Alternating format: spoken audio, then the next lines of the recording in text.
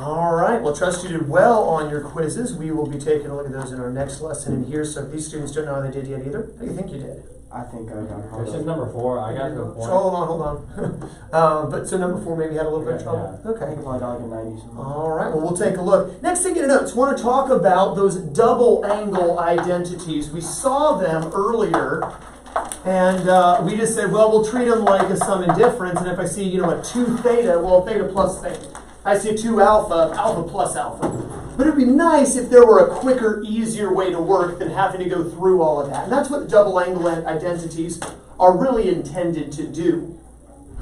We sometimes get the false idea that, hey, if I take the sine of 70, that gives me something. So if I doubled the angle, that would be 2 times the something. And obviously, that's not going to be the case. Doubling the angle doesn't give you double the value.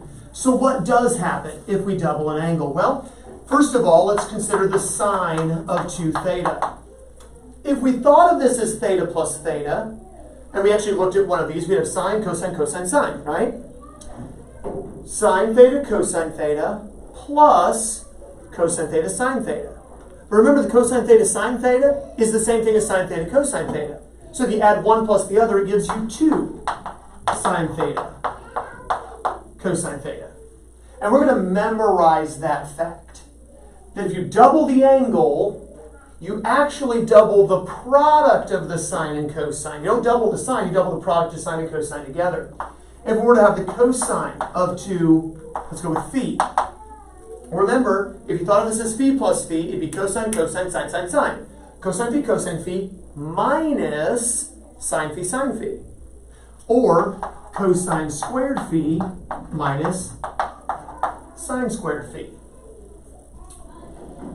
But there are a couple other forms that may help us to work our verifications in the future a little easier. Because remember, cosine squared in the Pythagorean would equal 1 minus sine squared. So if I replace this with a 1 minus sine squared, they're going to be 1 minus 2 sine squared phi as an alternate option for those times where you don't really want a cosine squared. Or conversely, a negative sine squared, move it over, would be the same as bring the 1 over, a cosine squared minus 1. So that'd be cosine squared plus a cosine squared minus 1, which could give me a 2 cosine squared minus 1, for those times when you don't want any sines. So this gives me flexible options with cosine 2 phi. Some things we can do just to help our verifications become faster and easier. We have to show fewer steps by memorizing these, and by memorizing multiple forms, it gives us a lot of flexibility. The last one is kind of like the sine was just right there in front of you. The tangent of, let's go with 2 omega. Well, for the tangent of 2 omega, remember that if we treated this like omega plus omega, it'd be tangent plus minus tangent all over 1 minus plus tangent tangent. Well, tangent omega plus tangent omega is really just 2 tangent omega. And 1 minus tangent tangent would be 1 minus tangent squared omega. So again, these are directly based off of sum and difference identities. And these two then combine that step with a Pythagorean step just to simplify our lives. And if we will memorize these, let me say that word again. If we will memorize these soon, like say by Tuesday-ish, maybe a couple lessons from now, we'd have these memorized, then it would really make solving identities a lot faster and easier. There are some mathematical applications I suppose we could take. Turn to page 125 in your textbooks, and we'll look at an example of how we could use these for mathematical purposes. Though primarily these get used in proof more than used for math. You see your double angle identities there on table H. But down below it, it says, given that cosine of theta is 3/5 in quadrant 4, find the sine of 2 theta. We know what the cosine of plain old theta is, but what would the sine of double that same angle be? Well, what's the double angle identity for sine 2 theta, class? 2 sine theta cosine theta. So I would start by writing 2 sine theta, cosine theta. Now I already know what cosine theta is, class. 3 over 3. 3/5.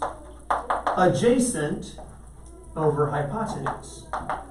What would the opposite be?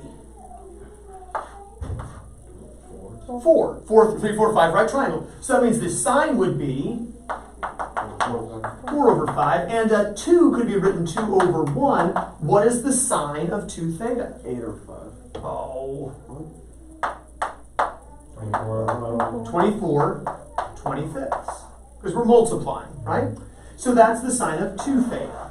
I didn't even see the second side. And by the way, then therefore, the cosecant of 2 theta must be 25 over 24. Oh, no, hold that thought. Theta is in quadrant 4. Positive for cosine. Sine would be negative, wouldn't it? Positive times negative times positive.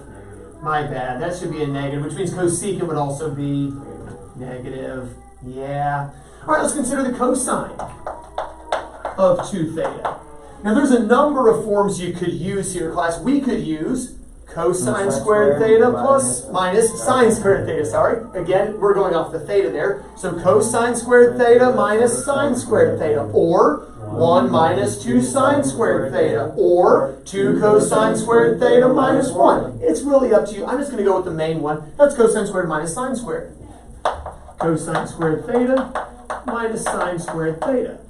Well, cosine of plain old theta is 3/5. But we have to square the 3/5. We already found the sine of theta, class, to be negative 4/5. But we also have to square the sine of theta. So 3/5 when you square it, and negative 4/5 when you square it, positive 16 25ths. So what is 9 25ths minus 16 25ths? Negative 7 25ths. And if that's the cosine of 2 theta, then therefore the secant of 2 theta must be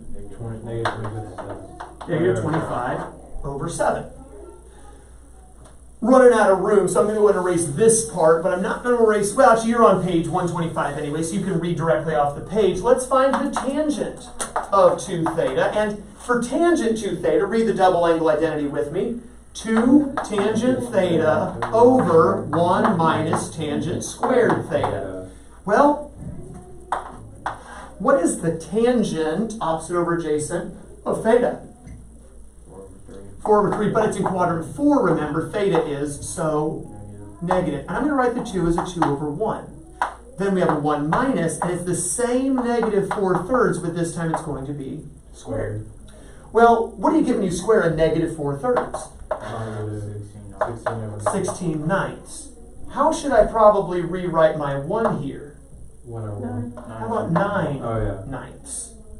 And then here, if I just straight up multiply, I just get negative 8/3. What is 9 ninths minus 16 ninths? Negative 7 ninths. And here I am dividing 2 fractions. But we never really divide fractions. We multiply by the reciprocals. This is really negative 8/3 times, stay with me, negative 9/7. Negative times negative, positive. 9 and 3, 3. and so I multiply to get 24 7/7. That's the tangent of 2 theta. Therefore, the cotangent of 2 theta, 7/24. So I want you to notice, by the way, tangent and cotangent of 2 theta are positive. All the other functions are negative, which means 2 theta apparently is in quadrant 3. Theta was in quadrant 4, but evidently the doubled theta apparently lies in quadrant 3 because tangent and cotangent positive, while the others are all negative. That example problem, by the way, you see there on page 125, it carries over to page 126. You're going to be doing a problem very similar to that. Page 129. Numbers 19 through 24, but only going off of part A. 19 to 24 using part A. Also, copy your double angle identities another 2 times. Copy your double angle identities another 2 times. We'll take a look at all of this in our next lesson. We'll also take a look at the quizzes that you took today. Have a wonderful weekend, and you are dismissed.